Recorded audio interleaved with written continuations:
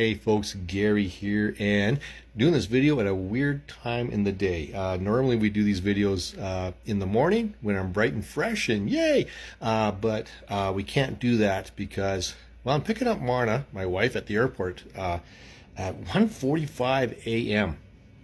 Yeah, 1:45 a.m. and the airport's about 2 hours away from here, so that means leaving really late at night and not getting home until, well, probably 4 o'clock in the morning, somewhere around there. But that's okay. That's all right. We love where we live, and if it means a 2-hour drive to an airport, well, so be it. It's well worth it because where we live is just so amazing. That said, the video, that is important. And so we're talking about fear. We're talking about irrational fears or real fears, and irrational faith or real faith. And that's something we're going to be talking about Sunday morning at New Life Community Church here in Whitewood. And it's a real thing that we face in our lives as believers. We read scripture all the time that says, don't be afraid, fear not. Well, sometimes we just naturally are afraid of something. It's not like we choose to be afraid.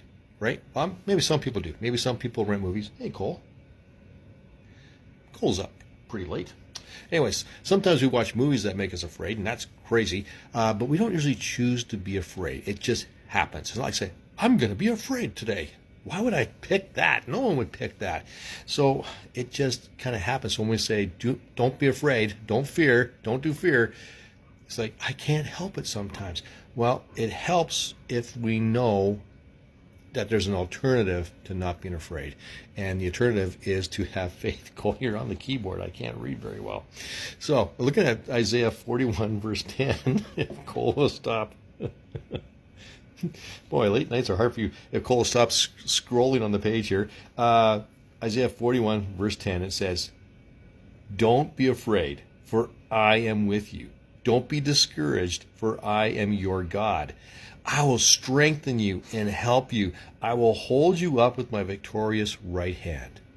And so when you know that God will strengthen you, that God will lift you up, that God will hold you, that God will protect you, when that is buried deep inside your heart, then you're less likely to have that reaction of fear.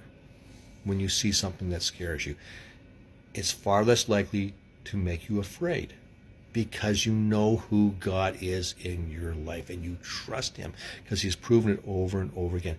Even if the worst things happen, you know that God is sovereign and he works all things out for good. So you can trust him in that.